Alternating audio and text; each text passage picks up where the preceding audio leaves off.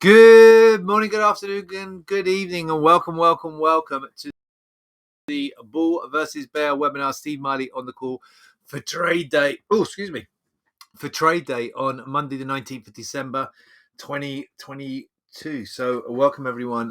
We're going to go for a usual regular run through with a slight change on the Monday. We look at a bigger picture, look at the week ahead, and then we'll go through the macro fundamentals, what's influencing markets right here, right now.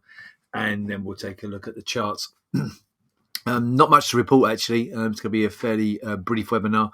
But first thing I want to mention is tomorrow we're doing the second of our Technical Tuesdays. We had a break last week. And so on tomorrow, the 20th of December, we're going to go Technical Tuesday again.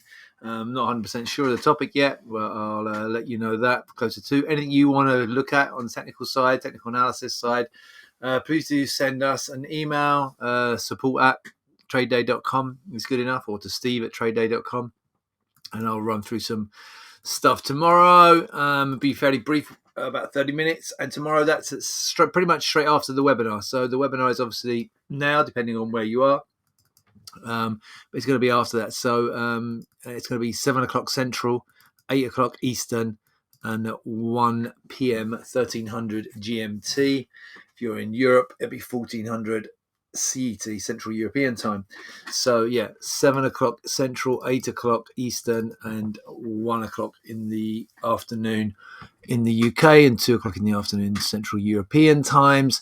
That is after the webinar. So basically 30 minutes from now, tomorrow. Okay. So we'll do the webinar. We'll have about 5-10 minute break, and then we'll come back in. Remember, it's a different room. You go in here. We haven't updated yet, but you go to resources, Technical Tuesday, click on that, and it'll take you here. Okay, and this hasn't been updated yet, but that should have tomorrow's date and then the correct times in here, as I just mentioned. Okay, so this will be updated shortly. I'll get that done once we come off the webinar. So tomorrow after the webinar, Technical Tuesday. Right, let's take a look at what we've got coming up. Remember, this is, you can download this. This is on the in the trading room section. Okay, where my daily reports are for the technical reports. There's also the this kind of weekly report I put out. So stocks, equities were definitely very, very negative last week. We're in a risk-off mode, driven by, CPI was initially positive, if you remember, on Tuesday, sent the market higher, lower than expectations, but then had an intraday turnaround. It was a negative technical, but kind of was hanging on to a more positive theme. But then the Fed were really more hawkish, stayed on this more hawkish tone. Yes, they only went 50 basis points, but they're certainly aiming at a higher peak. They're telling us, their projection for the Fed funds peaks for the year is 5.1. And if we go and take a look at what the CME tool is pricing in, if we look at the middle of, we're looking at 475 to 500 here. Yeah, that's only 50 up from where we are. So the Fed peak is higher than what the market's pricing in. And then if you go on for the year, 475, 500, we get to September, and the bets are on them 450 to 475. So that's only 25. And then by the end of the year, November, 450, 475. That's only 25 basis points up from where we are. Remember, currently 425 to 450. And then by the end of the year, 425 to 450 is the bet. Okay, that is what the market is pricing in. So back unchanged by the end of the year from where we are. So the market's basically pricing in another 50 basis points. Most of that is priced in to be there by the March meeting. Whether it goes as 225s, the market's kind of pricing it in as 225s. For the February meeting, they're pricing in 25, up to 450, 475, and then up to 475, 500 by March. So 225s the market's pricing in, peaking then, and then staying at that peak. And then by September, November next year, we're looking for cuts, and then 2 cuts actually, or a total of 50 down. Back to where we are now by the end of the year. So the Fed are not telling us that, right? Going back to the Fed's summary, their median projection for the Fed's funds rate for 2023 is 5.1. Okay, and that's up from 4.6. So the peak is above futures markets expectations. The market is obviously concerned about recession, and then that the Fed will then pivot to a more dovish tone. going into the middle to second half of next year. The Fed are not telling us that, though, and the market then reacted in a more negative way, lower. And then retail sales data now starting to actually, it's funny because a week ago we were having good data, market selling off on good data because the data we're seeing is the Fed staying more hawkish. Now we had that retail sales data Thursday. It was declined 0.6 below the consensus, and the prior 2 months of data were both revised lower, and the market then sold off on that. Maybe this is the beginning of the recessionary fears, the slowdown. Okay. Not only that, but we had the Bank of England and the European Central Bank both hike rates by 0.5%. The ECB particularly were more hawkish than the market expected. We saw a significant sell-off in European government bonds to lower prices, higher yields. And the Swiss and Norwegian central banks also, as anticipated, though, raised rates by 0.5 and 0.25 respectively. So what happened last week? Well, stocks were significantly lower, having been falling lower the prior week. US stocks more hit than European stocks, but European stocks down as well. US Treasury yields are sitting near multi-month yield lows, but European yields moved significantly higher post ECB. Dollar index did hit a new multi-month low, but did see a bounce at the end of the week. Gold erratic near the November high, but did pull back from that high and looking vulnerable to a correction. Oil prices did rebound, but then set back. Rebounding from a 2022 low that we posted at the end of November, early December, and then rebounded last week. But then had a little roll back low at the end of the week, and copper was lower as we were in that risk off theme. What do we got this week? It's a fairly light week overall compared to, seeing as we had so much last week. Remember, we had the ECB and the Bank of England on top of the Fed, but also, as I say there, the Norwegian and Swiss central banks all last week. So busy central bank week. We had the US CPI, which is the last big data set of the year. We also had the flash PMI already out as well. So what do we have this week? We've got RBA meeting minutes, People's Bank of China and the Bank of Japan.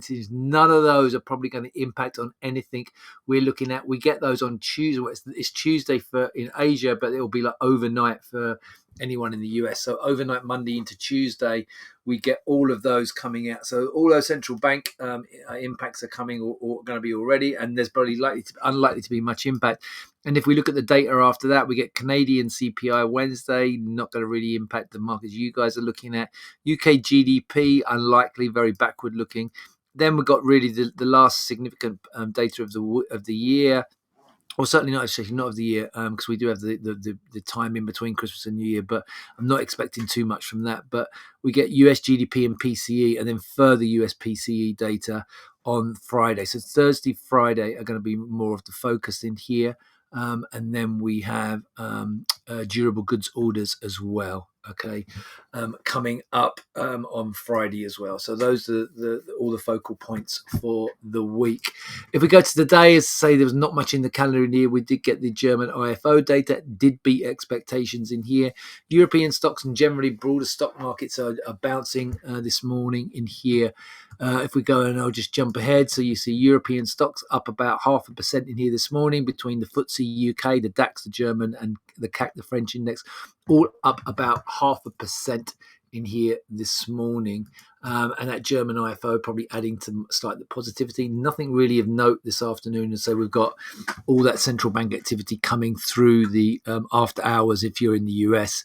So RBA, PBOC, People's Bank of China, and the BOJ coming through this evening. 5 things you need to start your day. Let's run through those. So Musk put a Twitter vote up. Should he step down in his role? At Twitter, and it's at the moment 58% saying yes, stepping back from the leadership role. He said he's going to abide by it. Tesla's actually up on that this morning in here. So if we go to look, Elon Musk posted 57.5 wanting to step down as Twitter chief, and then Musk polled Twitter to quit as chief, voters leaning towards yes, and Tesla rebounding on that and here. So futures higher after 2 week sell-off. Tesla jumps on Musk pile. So obviously he's shifted his focus away from Tesla and he's been on Twitter. So they're hoping that focus goes back to Tesla. What else we have in here? 5 things. COVID deaths. China has declared just 11 COVID deaths amongst 1 billion people since November the 19th, despite an exponential surge in pandemic cases of the government's first 10 steps towards loosening. So they've moved away from the COVID zero, only showing 11 deaths. Clearly, this is not correct data, I'm going to say. The very few COVID deaths reported so far are suspiciously low, quote in here. It seems like there's a lot of issues at the moment in China with people off of work because since they moved away from zero COVID, there's been a sharp rise in the number of cases, even though they're showing only a few deaths in here. What else we have? Bigger, better. Giants from 6 million manager produced double-digit gains in a year. When nearly all hedge fund indexes are negative, so these two have done pretty well. Not going to affect us. S&P futures up this morning. We've already looked at that. We looked at the European. So we're about anywhere between 1/10. Actually, Nasdaq's up nearly 4/10, and the S&P and Dow between 2 and 3/10 higher in here this morning. And coming up, data's like, nothing really to bother us on the data front. Stocks make recovery bid on peak inflation hopes. Tesla surges, so Tesla back up, prepares to step back from Twitter. Musk. Chinese pro-growth vow for 2023 boost energy and mining shares. China stocks slump though as COVID woes outweigh policy push. So stocks lower in China. We've already looked at the Musk stuff in here, all 3 of these. And we looked at the stock. So nothing, massively huge coming through in here at the moment to really interest us. Let's take a look at the charts. So it's obviously negative in here from the end of last week. Another big sell-off in here on Friday. Here's the S&P. We went right down to this 50% retracement of the whole rally, of the whole recovery rally from October, through to the spike peak from last Tuesday. So from just last Tuesday, it's taken what? So that was the middle of October, right? Because it was the CPI data. So from one CPI data in October through to the 2 months later CPI, it's taken 2 months to basically make those gains, and we're given back half in literally 1, 2, 3 sessions. Okay, half of that. So there you go. But the market has held pretty much bang on the 50% retracement and rebounded from that. It's slightly higher this morning. So even though if you go and take a look at my daily reports, I'm setting up more negative going into today. You can't not be negative after the sessions that we had last week. But if we go and take a look now, we are building a little base. Now, I'm not saying I'm bullish in here, but we do have this trend line in here on the S&P that comes down from the sell-off from last week. Okay, we did reverse this trend line, tentative reversal overnight in here, and then the market now poised. Now, I don't think I'm going to get too excited. I think minimally you need to get above the trend line, which we haven't done yet. And that will be confirmed through the overnight highs. So if you can get back above 38.90, remember, guys, obviously you were on the March contract now, and you should know that. Anyway, you shouldn't be able to trade the deck. But back above 38.99, through there, looks more bullish. Certainly above that little peak there at 39.12.5 looks even more bullish. So this does look like it's set up as a little base. Now, given the underlying bearishness in here, you know what? You got to say, well, initially you might want to be selling against this trend line. But then I would have a very agile stop and reverse. So I think you can sell against a trend line with a stop and reverse. Okay. So that's the way I would approach that. And similar story on the NASDAQ in here as well. So again, really significant sell-off in here last week. If we go and look at the equivalent Fibonacci retracement from the lows in here for the NASDAQ. 1 second. Okay, that's better. So if we go take a look here, we go from the spike high from last week and then that spike low there from mid-October, and not only through the 50% here, but also close to the 61, but again, holding just above the 61.8. So the retracement's doing their job in here, holding in here. We had a little bit of a rebound into close, and a much better rebound, obviously, for the NASDAQ in here relative. And not what obviously, but it is, as we've seen on the data. So in here, if we go and take a look at the intraday now on the NASDAQ, it's a slightly better base forming, and we are through. So if we go and look at the trend lines, in here we're through this more accelerated trend line similar to the S&P, but not through the trend line that's off the very top. So again, it minimally needs above the overnight high. really qualification through these peaks up here. So on the Nasdaq, we're talking through 11,490 to 11,500 ideally. If you want to get in early, it's through the trend line that's coming in around 460. So 460 and then 500, your levels on the top side. And I'm tentatively positive. You can, if you want, sell against that trend line, but I'd certainly recommend a stop and reverse. You've got a list little at higher highs and higher lows in here. Let me just see this in here. This works really well. Here, holds the trend line there, holds again more recently in the last hour as well. So this trend line off of the lows from Friday is certainly well the trend line support. So I think stop and reverse if you want to go short against ahead of this bigger downtrend line. For me, though, probably playing it slightly from the long side in here. And then, certainly if it breaks above the trend line there, say around 49.60, it looks a lot more bullish for Nasdaq. So small bases, you might get a bit of a mean reversion. Given we've got a light data week, you had a lot of bad news priced in yesterday, may get a bit of mean reversion going on today and maybe for the balance of the week. Let's take a look at elsewhere. We'll kick off on oil as I'm on it. So oil chopping now down here. So we had the rebound last week from a multi-month, well, actually a 2022 low in here, and then the market setting back Thursday through Friday and then bouncing in here this morning. So a bit of a sideways chop fest in here. If you're looking here in this bit here. What would I do right here, right now? I mean, I think it's either above here, 75.70 or below 73.80. And I'm just worried in here. I'm on the January contract. I think we're moving away from that January contract. If I just go and double check off screen, just give me 1 second in here. FG. Actually, no, we're on February, right? No, we're on. I think we've rolled to the. Sorry, I've got the January contract in here. I think we're on the February contract now. The F, so CLG is probably the one you want now. So let me just bring that up.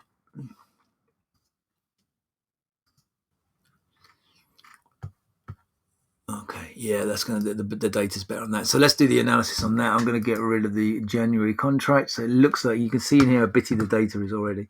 And I've just checked offline. The more liquidity now is in the February contract. So if I come off it, I'm going to just delete these while we're here, so I don't go back and do those tomorrow or going forward. We've got rid of those, and then we'll go on to the CLG again on oil. And put that on the daily. Okay, so we've got the daily. So yes, it's the same chart though here. Okay, but obviously levels different. So there's the daily, and let's take a look at the intraday. So really, I mean, no strong view, as I say in here for oil. I'd probably be looking. You do have the downtrend line but it's not the best trend line, drawn through here. Putting onto the actual high would help, and then extending out.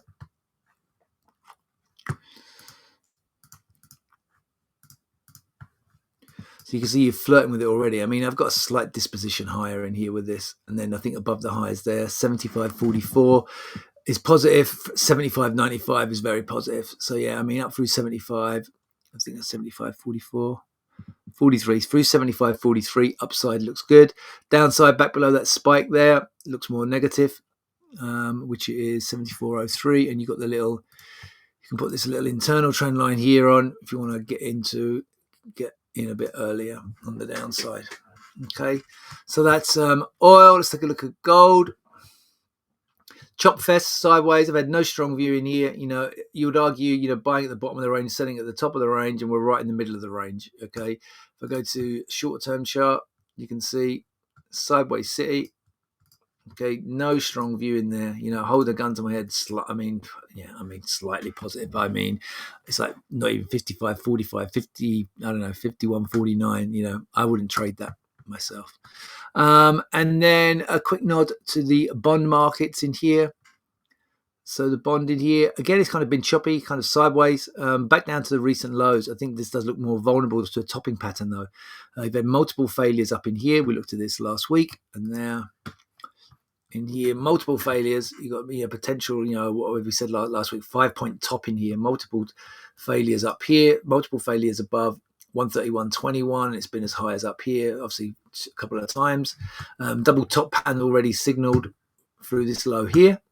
Okay, and then we're lower again here this morning. So yeah, I'd be bearish in here, and it could easily challenge. That's the key low there. The low there is 129.11. Down through there, it looks a lot more negative, and I wouldn't be surprised to see an attack on that low there. It gives a bigger topping pattern if it takes out that low there. So I think there is real risk for a challenge down to that today. So looking more negative on bonds. So yeah, check that out. All right then. If there are no questions, remember Technical Tuesday tomorrow. Back with you with the Bull versus Bear webinar ahead of there, right ahead of there. And yeah, I'm going to wish you all a great trading day. Take care, everyone.